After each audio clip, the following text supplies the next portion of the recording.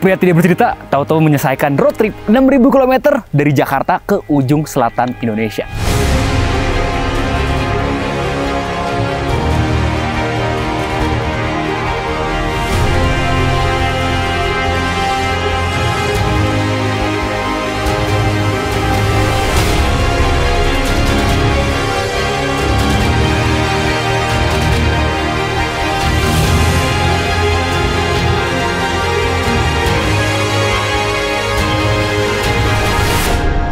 Alhamdulillah, akhirnya overland road-nya selesai.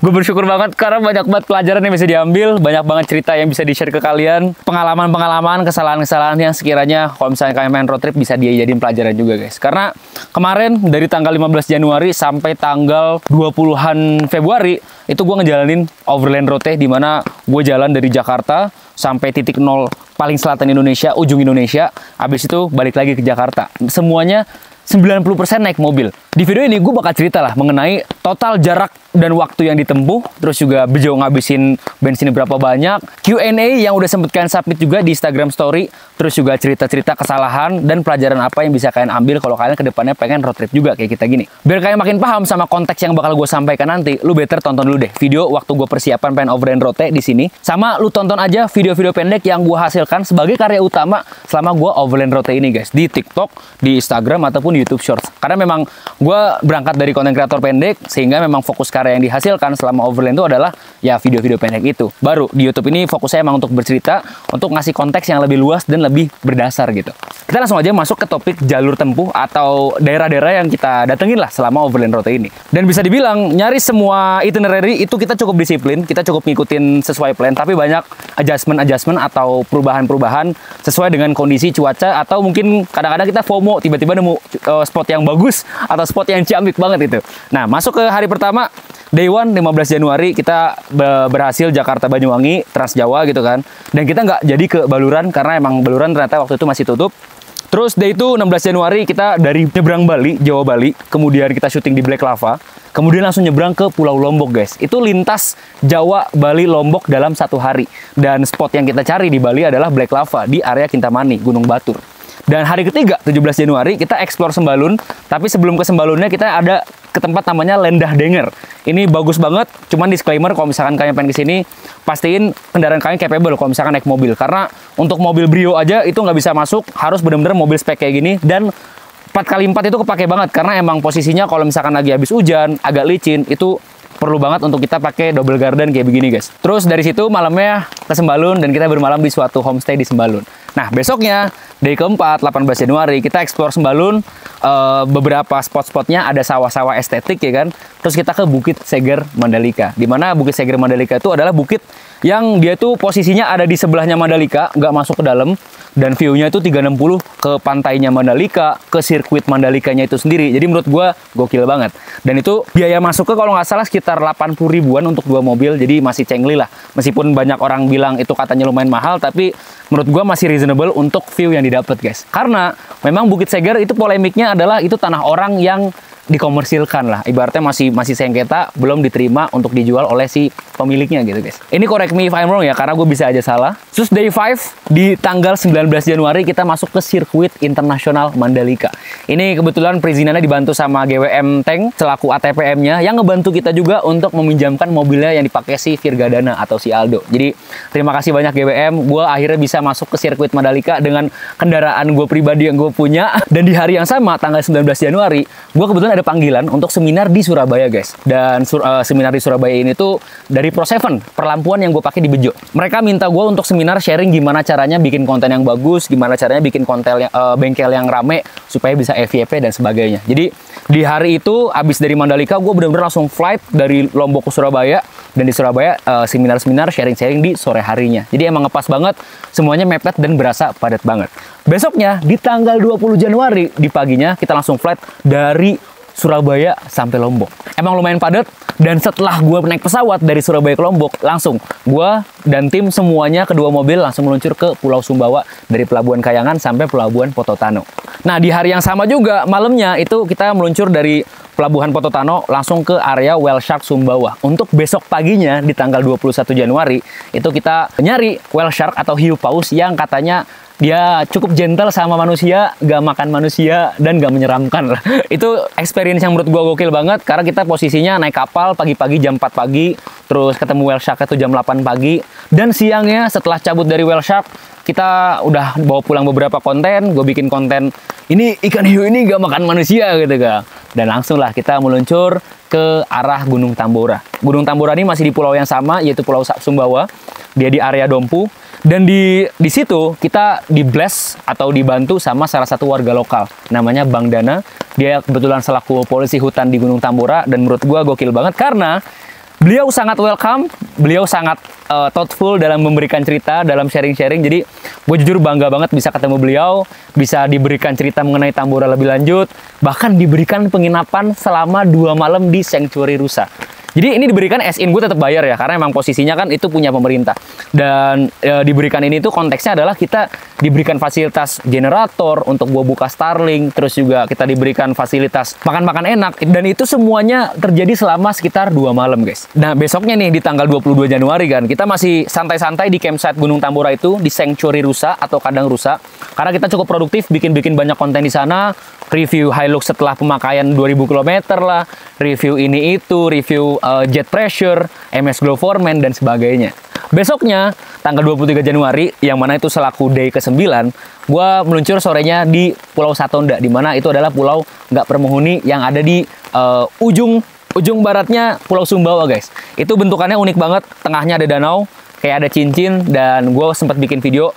Pulau ini adalah pulau nggak dipenghuni manusia selama 4 tahun. Itu di situ juga gue ketemu sama teman-teman dari Tambora juga, nggak cuman Bang Dana. Terima kasih banyak, pokoknya udah disambut. Sempat juga lumayan rame ya di per-Facebookan bahwa kita lagi mampir ke Pulau Satonda dan sebagainya. Dan gue akuin pulau itu adalah salah satu pulau paling indah di sana, guys. Asli. Nah, beres dari Pulau Satonda, malamnya kita nggak bermalam di mana-mana kecuali kita OTW ke Kota Bima.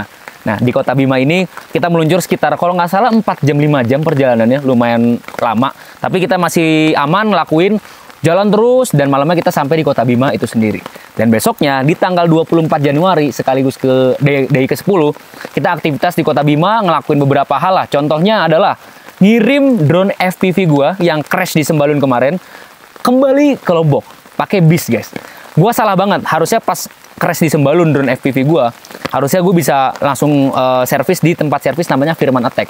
Tapi gue antar-antarin, gue mikirnya ntar paling di Bima atau di Labuan Bajo ada tempat servis. Jadi kayak cuek aja, bodo amat gitu. Dan ternyata nggak ada sama sekali. Jadi kita mau nggak mau ngirim tuh dari tanggal 24 ya, 24 Januari kirim balik ke Lombok ya kan.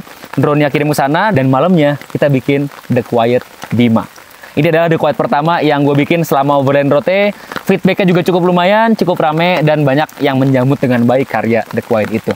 Besoknya, hari ke-11, 25 Januari, itu kita meluncur dari Kota Bima, lanjut ke Pelabuhan Sape pagi-pagi, dan kita nyebrang ke Labuan Bajo. Dan penyeberangannya itu memakan waktu sekitar 8 jam. Itu menurut gua salah satu penyeberangan yang cukup indah, karena pas lagi sampai di Labuan Bajo, itu banyak kapal-kapal pinisi yang lagi bersandar di Pelabuhan Labuan Bajonya, guys. Itu berkesan banget, dan di hari ini juga adalah hari dimana kita nyebrang dari NTB ke NTT. Jadi emang benar-benar masuk ke tanah Nusa Tenggara Timur, karena memang Labuan Bajo itu bisa disebut sebagai pintu masuk Nusa Tenggara Timur. Sebelum kita akhirnya harus nge-explore Flores, Pulau Timor, Pulau Rote, dan seterusnya. Nah, di tanggal 26 sampai tanggal 28, kebetulan kita kan udah sampai di daratan Labuan Bajo nih. Dimana kalau misalkan diklasifikasi, Labuan Bajo tuh nggak cuma lautnya doang yang indah, guys. Daratannya juga indah banget. Dan kita alokasiin waktu sekitar 3 hari 2 malam untuk kita explore daratan Labuan Bajo. Mulai dari Bukit Pelataran, Bukit Sylvia, Golomori, dan sebagainya. Dan paralel, Aldo juga karena ada meeting dadakan ke Jakarta, jadi dia flight lah dari Labuan Bajo ke Jakarta PP di range waktu itu. Karena memang ya kita udah sepakat sama Aldo kalau misalkan kita ada kerjaan-kerjaan untuk meeting di Jakarta atau di Surabaya, sepakat bahwa itu akan terjadi dan bisa diekspektasikan bakal ya kejadian terus gitu. Jadi memang nggak ada kerjaan yang ditinggalkan banget, nggak ada meeting-meeting yang kita tinggalkan banget. Baru deh di tanggal 29 sampai 31 Januari, yang mana itu basically 3 hari 2 malam, kita sailing Labuan Bajo bareng Anjani Trip untuk kita bisa explore ke spot-spot yang ikonik yang ada di Labuan Bajo atau Taman Nasional Komodo. Mulai dari Pulau Padar yang ada di uang 50.000 ya Lang ya. Terus yang ada Pulau Komodo yang mana ada hewan komodo di situ, cuman kita nggak sempat ke sana karena cash kita habis. Kita sempat ke Makassar juga, ke Mantap Point, ke Golomori versi lainnya kalau nggak salah yang mirip-mirip, gue juga agak lupa, maaf banget. Tapi intinya Taman Nasional Komodo tuh indah parah. Dan di tanggal 31 Januari setelah ibaratnya kan check out dari kapal itu kan jam 12 siang kan. Kita spend 1 malam lagi dari tanggal 31 sampai tanggal 1 Februari untuk apa? Untuk istirahat di Labuan Bajo daratan lagi. Biar apa? Biar kita sebelum lanjut lagi caw ke Pulau Flores explore selanjutnya, kita bisa istirahat dulu untuk nge-restart semuanya, untuk bikin settle semuanya. Berhubung pas lagi abis sailing Labuan Bajo itu, kita di malam terakhirnya dapat ombak yang parah banget sampai bikin semua kru yang ada di kapal tuh mual semua. Jadi gua mual, Rani mual, Mas Raka mual, Kiki mual. Kiki yang orang kapal juga nggak enak badan tuh katanya, karena emang agak goyangnya parah banget. Jadi memang cukup wise untuk kita ngambil 1 malam biar kita istirahat dulu di Labuan Bajo daratannya. Dan besoknya baru kita mulai explore Labuan Bajo di bagian yang excitingnya, yaitu di Nucha Molas. Ini adalah pulau terindah di NTT ya menurut gue ya, atau mungkin di Indonesia. Karena bentukannya kayak Jurassic Park. Jurassic Park yang banyak daerah-daerah yang menjulang tinggi, itu menurut gue keren banget sih. Nah di situ kita berangkat dari Labuan Bajo pagi-pagi ya kan. Terus sekitar siangnya kita ngonten banyak lah di perjalanan kayak di Lembor, terus juga di pantai menuju Nucha Molasnya kita ngonten lumayan banyak di sana. Dan kita bermalam di Blasius Monta Homestay yang kebetulan warlock dari Werebo asli guys. Nah di besoknya nih, ibaratnya di waktu yang ditunggu-tunggu gitu kan, kita langsung explore Nucha Molas atau Pulau Mules dengan anaknya Pak Blasius Monta yaitu Bang Obi. Dan ini jujur menurut gue gokil banget sih, karena hanya dengan waktu 5 jam kita PP muterin naik kapal. Kapalnya kebetulan ada atapnya juga, jadi lumayan nyaman. Kita dapat banyak banget konten, mulai dari mercusuar paling indah di Indonesia. Aldo juga sempat nyari harta karun di pantai Nucha Molas dan sebagainya gitu kan. Jadi untuk sebuah waktu 5 jam menurut gue alokasi waktunya udah gokil banget untuk ngasilin sebuah karya yang relevan. Dan beres dari Nucha Molas kita langsung nggak pakai lama mandi bentaran di rumahnya Pak Blasius Homestay, lanjut ke desa adat Todo yang mana itu ada di arah ke Ruteng, masih di Manggarai Barat juga. Apa di Manggarai Timur ya, gue sorry agak lupa. Tapi poinnya adalah untuk di desa Todo itu kita ambil beberapa video-video yang lumayan gokil juga, karena memang secara sejarah, gue share singkatnya aja ya, itu katanya ada kerjasama atau ada kaitannya dengan Werebo yang kita kenal sampai sekarang, yang katanya Todo itu cukup menjadi saudaranya Werebo pada saat itu, kakak beradik kalau nggak salah secara sejarah, tapi poinnya mereka tuh punya asal yang sama. Malamnya beres dari desa Todo, kita langsung tembak dari Todo ke Bajawa untuk bermalam di Bajawa, dan di situ sempat ada jalanan yang menurut gua sahabat antimo, karena dari lintas dari Aimere ke Bajawa itu parah banget belok-beloknya, nggak naiknya tuh nggak separah itu, tapi belok-beloknya tuh parah banget yang bikin kita tuh kayak what, ini jalanan belokannya sebanyak itu dan se-unnecessary itu. Mungkin dibuatnya untuk lebih mudah untuk truk-truk besar lewat kali ya. Jadi gue paham juga lah posisinya. Ya itulah kurang lebih lintas Aimere ke Bajawa, dan di Bajawa kita bermalam 1 malam di sana guys. Besoknya ya kan, di tanggal 3 Februari kita mandi air panas di Kecamatan Soa, Bajawa. Jadi itu hari yang lumayan chill juga, karena kan kemarinnya abis dari Nucha Molas ke desa Todo, langsung tembak ke Bajawa, itu lumayan capek. Jadi kita cukup relax-relax bersantai-santai di air panas Soa di Bajawa. Dan di besoknya, day 21 atau tanggal 4 Februari, kita explore Bukit Avatar dan Gunung Inerie. Gunung Inerie ini salah satu gunung paling segitiga di Indonesia yang menurut gua secara look itu bener-bener bagus banget. Terus juga vibes-nya juga enak banget. Dan gue sangat bangga sih bisa ngelihat gunung sesegitiga itu, sekerucut itu dengan mata gue telanjang guys. Pulangnya dari Bukit Avatar kita ke Desa Adat Bena yang kebetulan masih di kaki Gunung Inerie tersebut. Kita ngobrol-ngobrol di sana, bikin beberapa konten di sana, dan kita bikin konten kasih mundur dan juga yang di dunia ini tenang, gitulah. Lanjutlah hari selanjutnya di day 22, day 22, tanggal 5 Februari kita dari pagi di Bajawa meluncur ke arah Aimere. Nah, Aimere ini basically emang mundur lagi ke arah barat, karena gue kemarin nggak prepare lah bahwa ternyata Mausui itu sebelum Bajawa. Gue pikir setelah Bajawa kalau kita berangkat dari arah barat. Dan si GWM kebetulan ada trouble kecil yang bikin harus stay di bengkel agak lama, sekitar 3 jam, 4 jaman. Jadi si GWM itu ngebengkel di Bajawa kota, terus guanya cabut ke Sapana Mausui untuk PP, balik lagi ke Bajawa. Bahkan ke ND guys. Ada lebah. Masih maaf guys, ada lebah. Gue paling takut sama lebah, bejir. Nah, kenapa ND? Ibaratnya kan ND itu kan lanjutan dari Bajawa guys, dan karena GWM nggak bisa PP Mausui kalau nyusul kelamaan, jadi ya udah GWM duluan ke ND untuk ke area Moni di Kabupaten ND. Untuk besoknya kita ke Kelimutu, dan gue waktu itu sampai di jam 12 malam. Lu bisa ngeliat di vlognya juga, udah upload juga. Dan di hari ke-23, tanggal 6 Februari, itu gue explore yang namanya Taman Nasional Kelimutu. Itu danau 3 warna, menurut gue indah banget, parah. Dan itu kita sepagian di sana, dan siangnya kita cabut guys. Dari arah Moni, Cau ke Maumere untuk ke Tanjung Kajubulu. Dan kita langsung tembak ke arah Larantuka. Yang mana Larantuka itu adalah ujung timur Pulau Flores. Dengan harapan bahwa semoga ada jadwal kapal dari Larantuka ke Kupang sesegera mungkin gitu. Di hari selanjutnya, di tanggal 7 Februari, yang mana itu adalah hari ke-24, kita istirahat di Larantuka. Dan ya, sampai detik itu kita nggak nemuin jadwal sama sekali dari Larantuka ke Kupang. Karena memang cuaca buruk, sempat ada case badai-badai juga, banyak hal yang terjadi lah. Jadi kita maklumi kalau masalah cuaca ya nggak mungkin kita paksain. Lanjutannya tanggal 8 Februari, 9 Februari, sampai 11 Februari, kita basically nggak ngapa-ngapain di Larantuka, bener-bener gabut banget. Tapi poinnya adalah kita ternyata dapat info ada kapal dari ND ke Kupang. Dan itu tanggal 13 jam 15.00. Gue sangat menyayangkan itu kejadian karena apa? Karena kita udah di Larantuka, Pak. Udah sejauh itu dan mau nggak mau kita harus balik lagi ke arah barat ke ND. Jadi udah 2 kali tuh, udah kembali ke arah barat untuk ngelakuin hal yang emang kita perluin. Jadi ya udah, besoknya di tanggal 12 Februari itu kita kembali ke arah barat ND untuk kapal ND Kupang basically. Lanjut ke tanggal 13 Februari, akhirnya sampai di Kupang ya kan, jam 4 pagi dan lanjut lagi tuh, gue cepetin ya.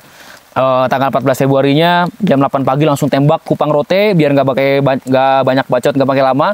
Dan sorenya kita ke spot di Rote, yaitu mata air Oemau dan Batu Termanu di Pulau Rote itu sendiri.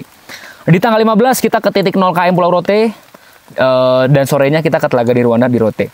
Ini tanggal 15 adalah checkpoint bahwa kita udah berhasil ke titik yang emang udah kita dambakan dari pas berangkat. Dan gue amaze-nya adalah ketemuan sama-sama di tanggal 15, Pak. Gue berangkat dari Jakarta itu tanggal 15 Januari. Dan sampai di titik 0 Pulau Rote itu tanggal 15 Februari. Itu adalah hal yang menurut gue magical banget, bener-bener ngepas banget. Karena emang dari kemarin sebelum berangkat road trip, gue tuh selalu ngebor-borin kayaknya berangkatnya sebulan deh, kayaknya durasinya sebulan deh, gitu-gitu kan. Jadi ya ibaratnya law of attraction itu, omongan itu sesuai gitu dengan kenyataan ya. Padahal sebenarnya bisa lebih cepat. Cuman karena kita nge-stuck sekitar 6 hari 5 malam di Larantuka, jadi sedikit lebih lambat. Cuman ya itu juga demi kebijakan kan, bahwa kita emang dihadang karena cuaca, nggak bisa dipaksain. Dan kalau dipaksain ya pasti ada hal yang mungkin nggak kita pengen kejadian gitu. Lanjut di hari ke-33, 16 Februari, kita langsung balik dari Rote ke Kupang ya kan. Terus tanggal 17 Februarinya di besok ya, kita dari Kupang ke Wini, yang mana itu adalah perbatasan Timor Leste ya kan. Itu PP banget, berangkat pagi, sorenya udah bahkan malam ya, malamnya udah sampai Kupang lagi ya kan. Dan malamnya lagi itu eksekusi The Quiet Kupang. Itu lumayan padat banget hari itu, ibaratnya kurang tidur. Karena di besoknya tanggal 18 Februari sekaligus day ke-35 jam 8.00 itu mobil Bejo sama tank itu dibawa tim untuk kapal DLU dari Kupang ke Surabaya. Jadi emang itu bener-bener padat banget. Gua nggak tidur banyak di situ, mata gue sakit. Ditambah hari itu juga di siang jam 12.00 gue sama Aldo naik pesawat Garuda Indonesia untuk flight dari Kupang ke Jakarta. Itu sepadat itu, separah itu ya kan. Lumayan sempet migrain pala gue karena emang gue tipikal orang yang nggak bisa tidur nahan gitu kan. Emang bener-bener harus tidur cukup, harus tidur 7 jam sampai 8 jam gitu kan. Jadi emang kelemahan gue di situ lah kebetulan. Lanjut tanggal 19 Februari, kedua mobil masih dibawa tim dari kapal ya kan, DLU Kupang Surabaya besoknya. Dan kebetulan tanggal 20 Februari mobil kita udah bersandar kapalnya di Pelabuhan Tanjung Perak Surabaya. Terus ya udah, nggak lama langsung mobil dipakai lintas dari Surabaya ke Jakarta via tol Trans Jawa, guys. Nah, karena gue sama Aldo posisinya udah di Jakarta ya kan, mereka masih di perjalanan. Gue nggak mau maksa mereka untuk tembak bener-bener langsung dari Surabaya ke Jakarta karena durasinya in average bisa 8 sampai 10 jam. Jadi ya udah, mau nggak mau istirahat di rest area 1 malam dan besoknya ya udah kedua mobil sampai di Jakarta ya kan. Dan dari sini bisa dibilang semua mobil jalan sekitar 5.900 km. Dan kalau dibulatkan itu 6.000 km. Bangga banget karena 6.000 km tuh bukan angka yang mudah dicapai ya. Kalau kalian mungkin bukan ojek online di Jakarta. Kalau di biaya, gue sama Aldo kebetulan sama-sama procurement atau sama-sama bayar. Dimana kan kalau misalkan semua pembayaran itu searah dari gue, itu nggak bakal banyak makan waktu. Jadi gue bakal present, nge-share dari recap gue dan recap dari versi si Aldo. Jadi ntar dari gue dan Aldo ditotalkan dan itulah kurang lebih pengeluaran-pengeluaran yang kita bakal keluarin selama Overland Rote di luar gaji karyawan kita, guys. Nah, yang pertama nih, mulai dari S hardware, storage box tambahan, terus juga biaya-biaya tol, selai olai, jajan-jajan, Starlink standard kit, karena emang kebetulan kemarin kita kan beli Starlink yang basically akan jadi inventaris kita untuk Overland selanjutnya. Terus-terusan tuh, Solar Hilux lah, Indomaret Situbondo, Cemilan Lawson, seterusnya. Tiket kapal juga, kapal DLU ND Kupang ini lumayan mahal. Gue bakal breakdown ke kalian satu persatu, tapi totalnya dulu gue kasih tahu ya. Totalnya adalah 91 juta kalau dari gue. Dan kalau dari Aldo, ntar gue bakal spill itu dulu. Cuman gue pengen lihat dulu dari tiap kategori itu totalnya di berapa guys. Coba kita search kapal dulu. Kapal mahal bos. Ini 30 juta. Tuh kameramen sampai kaget. Lihat ya. No. Ini oke, ada yang oh ya. Ini ada kapal itu termasuk kapal-kapal yang kayak kapal-kapal getek untuk kita keliling pulau Pulau Satonda, keliling Pulau Nusa Molas dan sebagainya gitu kan. Jadi ya udah hitung aja lah. Kapal 2 mobil Sapel Labuan Bajo 3,5 juta. Kapal DLU ND Kupang 4,4 juta ya kan 2 mobil. Kapal dari Kupang Surabaya 14 juta. Lumayan ini ya. Terus kapal Rote Kupang 2 juta, Kupang Rote 2 juta gitu kan. Lumayan berasa lah. Terus coba gue search sekarang solar ya. Solar 7,4 juta, Bos. Ini untuk mobil ini si Bejo yang udah jalan sekitar 5.900 km ya kan. Dibagi 7.400.000. Coba kita cek ya.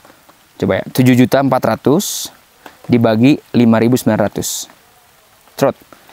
1.254 perak. Ini bener-bener irit banget. Karena kenapa? Karena gue ngegabungin antara Biosolar dan juga Pertamina Dex. Untuk GWM bensinnya ada di Aldo. Karena emang Aldo kan yang bayar sendiri kan. Tapi coba kita cek untuk yang hotel. Nah, hotel itu 14 juta sendiri, bos. Untuk sekitar 34 malam. Jadi menurut gue masih lumayan cengli lah untuk kita bisa ngakomodasi 7 orang. 7 orang tim, gue, Aldo, dan tim kawan-kawan lainnya juga. Makan sekitar 4 juta. Oke, maaf ada kesalahan ngitung. Jadi ini tuh kan 4,5 juta itu adalah yang tercatat dalam kata keywordnya itu makan gitu. Tapi ternyata pas gue hitung-hitung, pas gue lihat itu ada yang tercombine atau masuk dalam statement tarik cash. Lu tau lah kalau misalkan makan di area-area daerah sana tuh emang banyak banget yang gak pakai transfer, bener-bener pakai cash doang. Jadi emang kita banyak banget spendingnya tuh pakai cash gitu. Jadi in total kalau dikira-kira mungkin sekitar 12 jutaan kita makan. Jadi in total kalau dari gue pribadi gue udah spend sekitar 91 juta. Sekarang kita masuk ke yang Aldo guys. Aldo ini dikasih SS-an biasa, basic, cuman emang dia cukup rapih juga untuk perekapannya. Cuman intinya dia emang nggak terlalu banyak sih pengeluarannya sih. Fokusnya ke transportasi kayak bensin gitu kan. Terus juga tol-tolan ya kan. Dan akhirnya keluar angka di 25 juta guys. Jadi total 91 tambah 25, itu hasilnya 116 juta. Ini pendekatannya masih belum gaji karyawan ya. Jadi emang 116 juta ini biaya kotornya lah. Kotor sebelum nanti nambah lagi untuk gaji karyawan dan sebagainya. Menurut gue masih lumayan oke karena ibaratnya kita fokus untuk produce konten yang value-nya jauh lebih di atas dari angka ini. Jadi gue masih cukup tenang, masih cukup santai, gak kepikiran gimana-gimana. Karena memang fokus kita berkarya, menghasilkan konten, dan bisa dibilang bahwa berkarya itu emang mahal, bos. Kalau misalkan pengen bikin karya, pasti pengorbanannya antara lu ngorbanin bensin untuk jalan-jalan, atau lu ngorbanin waktu lu atau energi lu untuk lu mungkin jalan kaki, atau backpackeran, dan sebagainya gitu. Ini kalau konteksnya pengen jalan-jalan ke Indonesia ya. Ada 2 jalur yang bisa dipilih, kalau mau irit bisa backpackeran atau naik motor, atau mungkin bisa nebeng sehat kayak teman gue si Bima. Atau kalau misalnya pengen boros dikit bisa naik mobil, lebih nyaman, lebih aman, gak kepanasan, gak kehujanan, tapi konten yang dihasilkan itu bisa jauh lebih maksimal karena kita bisa produksi gitu kan, ngedit-ngedit sambil driver nyetir. Itu yang menurut gue suatu keistimewaan dari sebuah road trip pakai mobil, guys. Sekarang kita masuk ke Q&A yang kebetulan gue sempet tanyain. Jadi waktu di Larantuka pas 6 hari 5 malam gak ngapa-ngapain di sana, gue sempet bikin story kira-kira apa pertanyaan yang pengen kalian tanyain mengenai Overland Rote ini. Itu di Instagram, waktu itu di Instagram story Urofi, dan muncullah beberapa pertanyaan yang udah gua kurasi dan relevan banget untuk dijawab gitu. Yang pertama dari Ahmad Hanif. Total perjalanan berapa kilo, Bang? Kalau Bejo itu 5.900 km, kalau di GWM itu 5.700 km. Ada selisih 200 km karena gue sempat PP dari Bajawa ke Padang Savana Mausui, abis itu ke Ende. Yang kedua dari Syahrul. Bang, pernah nggak ada beda pendapat sama Aldo selama trip overland ini? Jawabannya nyaris gak ada sama sekali. Karena memang posisinya kita di sini 50-50. 1 derajat, 1 visi, 1 tujuan, dan 1 misi gitu. Yang ketiga, barang P3K apa yang paling sering dipakai selama touring? Basically, kita nggak pernah kepake apapun sama sekali. Cuman waktu di ujung banget, pas di Timor Leste perbatasan, itu hari ke-30 sekian, sekitar 1 hari sebelum kita balik, gue jatuh waktu lagi rekam video gitu pakai drone. Karena tangan gue keduanya megang drone, kaki gue keserimpet sama batu, dan akhirnya udah luka berdarah. Lanjut ke Fauzi Alawiyah. Selama overland kenapa mobil Bejo sama GWM itu dibiarin kotor terus? Padahal kalau kinclong kan looks-nya enak. Sejarah. Ini di sini masih ada campuran-campuran pasir antara gua di Bandung nih, pasir-pasir tanah, sama banyakannya sih kerak-kerak dari Overland Rote. Jadi memang menurut gua ada sejarah, ada value, dan rasanya tuh kayak gua ngebawa debu dari NTT gitu. Dari Dims, Habis penyimpanan foto video berapa gigabyte bang? Atau bahkan tera? Nah, ini gue sempat ada kesalahan, cuman ntar gue bakal ceritain. Cuma intinya untuk total penyimpanan gue habisnya itu sekitar 700 GB, nyaris ke 1 terabyte. Dari Kaisul, hemat makan sehari-hari gimana bang? Ya sesimpel dengan gak makan fast food, dengan gak terlalu sering makan nasi padang, dengan mengambil lauk itu gak kebanyakan, itu udah cukup irit kok. Dan budget kita per meal itu sekali makan seorang itu di 20.000. Jadi kalau misalkan ibaratnya 20.000 kali 7 orang, 140.000 per sekali makan. Ya udah kali 3 aja tuh, jadi berapa? Lanjut dari FBN Rarayayan. Oke. Ban bocor berapa kali? Bejo sama sekali nggak ada bocor sama sekali. Literally sekalipun. Cuman kalau GWM dia bocor sebanyak 3 kali. Gue nggak tahu mungkin karena profil bannya. Meskipun kita pakai ban yang sama, kita pakai Goodyear Duratrack Wrangler yang rugged terrain, tapi memang profil dia tuh lebih tipis guys. Dia ring 20, bannya tipis. Kalau gue kan ring 18, itu bannya tebel. Jadi masih aman sentosa dan gak ada pikiran sama sekali. Lanjut dari Jundi. Biaya tak terduga apa yang paling besar dari awal perjalanan sampai sekarang dan penyebabnya apa? Gue bisa bilang bukan yang paling mahal ya, tapi yang paling wasting, yaitu pending sekitar 6 hari 5 malam di Larantuka. Dan itu mungkin biaya yang dihabiskan sekitar 8 juta rupiah. Untuk penginapan, untuk gue servis solar, makan lah. Karena kalau misalkan lagi gabut gitu ya bawaannya pengen kuliner. Jadi kita makan sate Madura, makan nasi padang terus, masak ikan. Atas dasar kemauan kita semua sih. Jadi kayak ya udahlah, boros-boros dikit. Cuman kan itu adalah cara menyiasati kita untuk cuaca yang buruk, kita nggak dapat kapal sama sekali. Dari Hayep, dana sponsor nutup seluruh biaya OPS gak? Operasional gak? Atau kita tetap keluarin modal lagi? Kembalian. Dan lumayan. Dari Habilbil, abis ini overland kemana bang? Insya Allah kita ada beberapa kandidat. Pertama Borneo, kedua Sumatera, atau mungkin kita ke Bangka atau Belitung. Dan yang kita masih rasa masih jadi mimpi adalah overland keliling Jepang guys. Jadi ntar kayak ke Jepang, nyewa mobil kayak gini juga, terus kita keliling daerah-daerah alamnya Jepang. Itu masih jadi impian, semoga tercapai dalam tahun 2025 atau 2026 lah. Papi Sadam, double cabin buat perjalanan jauh nyaman gak bang? Dari segi penumpang dan drivernya. Kalau dari driver, gue so far ngerasa ini masih mirip-mirip kayak Fortuner. Untuk penumpang gue bisa bilang gak nyaman. Karena memang di belakang itu kan terlalu tegak, terlalu pendek juga kursinya. Jadi kayak ya mau gak mau kita jalanin. Cuman posisinya kan si Bejo ini kan udah ganti kaki-kaki, udah lebih empuk gitu kan. Dengan tenda di belakang, jadi muatannya tuh lebih mendal-mendul gitu. Jadi overall memang sedikit lebih empuk daripada kalau kita muatannya kosong. Dan ditanya nyaman atau enggak, gue bisa bilang sih nyaman, enggak yang terlalu nyaman, tapi dinyaman-nyamanin lah. Dari Perhit Perry, pengalaman terburuk sepanjang perjalanan. Ya mungkin bisa gue bilang drone crash 3 kali sih. Jadi waktu di Sembalun gue sempat crashin drone sekali ya kan. Udah dibenerin ya kan, bolak-balik dari Bima ke Lombok. Tiba-tiba pas lagi di Timor Leste, Avatanya crash lagi. Terus di KM0 Flores, drone-nya juga sempat crash. Jadi untungnya banyak kawan-kawan yang ngebantuin dari Kiki yang dibawa drone lain ya kan. Terus juga sempat dipinjemin juga sama namanya Kakak Joy dari Kupang. Dia kebetulan punya Mavic Air 3S yang menurut gua secara spek bagus banget. Dan beliau rela minjemin drone-nya untuk kita pakai bikin konten. Dari Anargia, pernah kehabisan bensin nggak bang di tengah jalan? Jawabannya nggak pernah. Karena kita selalu ngitung dari poin A ke poin B itu bensinnya berapa. Dan range bensin kita itu cukup untuk berapa lama atau seberapa jauh. Dan jujur ya, di NTT itu nggak seterpencil itu pak. Masih banyak resources sumber daya bensin yang kita bisa akses dimanapun. Cuman di beberapa daerah kayak untuk solar di Labuan Bajo emang agak susah sih. Gue nggak tahu kenapa bisa begitu. Tapi semenjak dari Pulau Flores gitu kan, di Labuan Bajo semakin ke arah timur, gue pikir semakin susah solarnya. Ternyata makin mudah. Gue nggak tahu tuh. Silahkan dijawab. Arditian Tommy, tempat yang paling bikin batukmu paling keras selama overland road bang, di mana? Pertama di Mandalika. Sirkuit Mandalika tuh menurut gue salah satu yang paling berkesan karena ya siapa lagi yang bisa masukin mobil ini ke Mandalika bos. BTW disclaimer ya, batuk itu adalah ketika gue excited yang kayak wah guys gitu. Itu gue benar-benar batuk guys. Gue kalau excited emang separah itu. Dan contohnya kayak waktu gue beli mobil Bejo, itu gue emang sampai batuk-batuk pas mobil ini turun dari dealer guys. Terus yang batuk-batuk kedua adalah pas di Labuan Bajo di Taman Nasional Komodo. Dan batuk yang ketiga adalah pas di Pulau Rote. Semuanya keseluruhan itu the whole pulau itu gue batuk-batuk.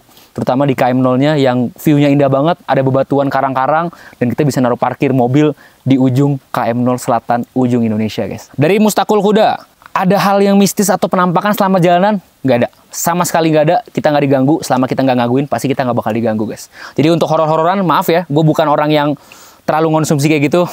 Gue masih tipikal ya udahlah ada dunianya masing-masing, gue nggak ganggu, kita nggak bakal diganggu, beres. Dan dari Grandi, budget paling besar selama overland ini apa bang?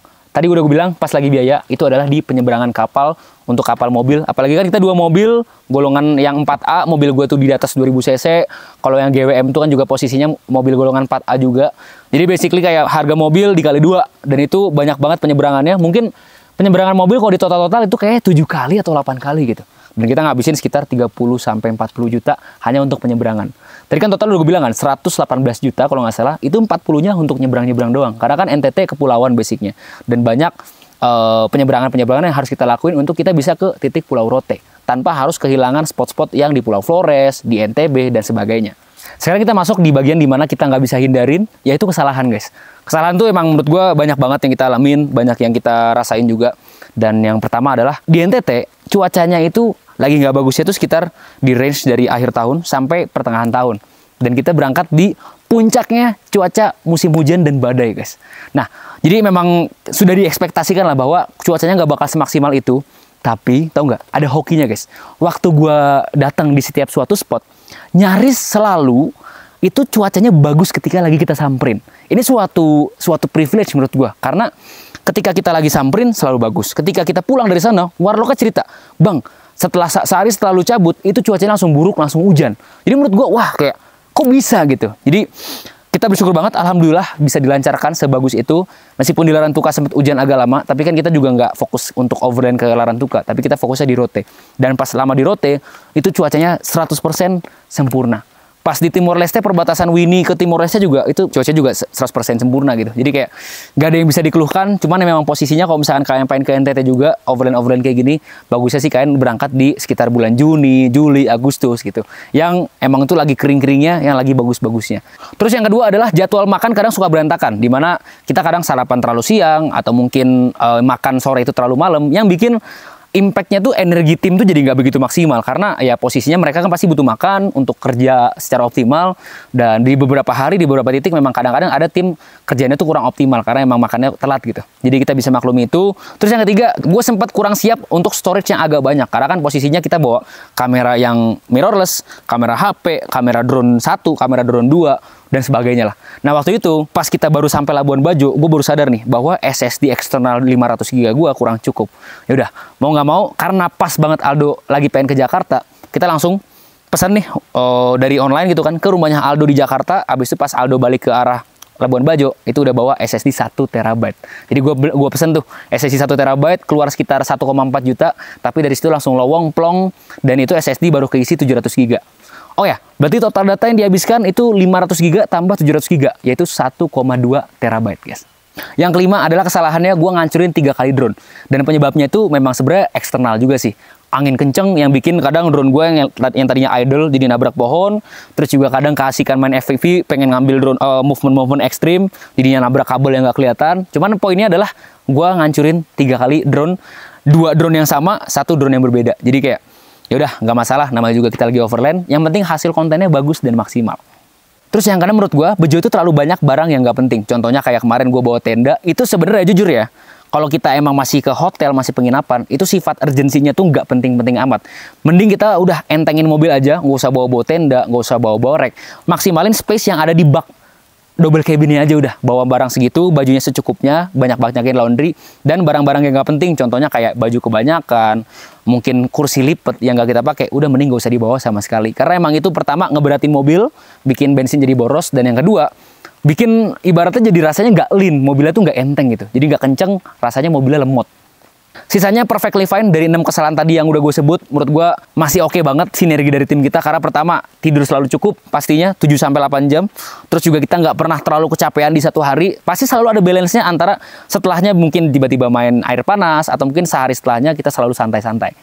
Terus juga ibaratnya tim semuanya bisa nyetir, jadi ganti-gantian, nggak bakal ada yang terlalu capek satu orang gitu. Itu menurut gua oke banget. Dan kita nggak ada berantem sama sekali. Ya berantem-berantem kecil kayak, elah lu ngapa sih bawa-bawa barang ini? Dari sekian lama kita road trip, ya kan, selama 30 hari plus-plus, ada banyak banget pelajaran yang bisa kita ambil. Dan mungkin ini bisa jadi pelajaran buat kalian semua juga guys. Yang pertama adalah, road trip itu adalah aktivitas yang menyenangkan. Jadi jangan lupakan bahwa ini tuh adalah aktivitas yang seru, ya kan.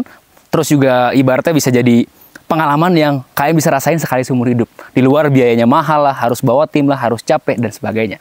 Yang kedua, kalau misalnya lagi road trip harus siap dengan segala margin error yang ada. Mulai dari ntar bakal over budget, atau over kecapean, atau harus extend. Pokoknya safety netnya atau toleransi lu terhadap margin error itu harus selalu ada. Yang ketiga, selalu bawa warlock supaya lu menghindari atau dihindari dari pungli yang terlalu banyak. Karena biasanya, ini posisinya gue nggak bakal cerita ya, gue kena pungli di mana. Tapi kalau misalkan lu bawa warlock, lu pasti akan less likely untuk dipungli. Sedangkan pas lagi gue nggak bawa, gue sempet tuh, gue pergi tanpa bawa warlock gitu kan.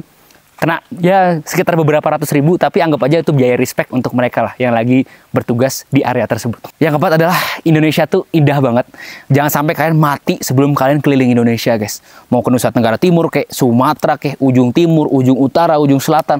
Kalian harus explore, wajib banget, karena Indonesia tuh indah. Sekali lagi gue bilang kayak gitu. Jadi kurang lebih kayak gitu, semoga bisa menginspirasi kalian juga untuk ngelakuin overland.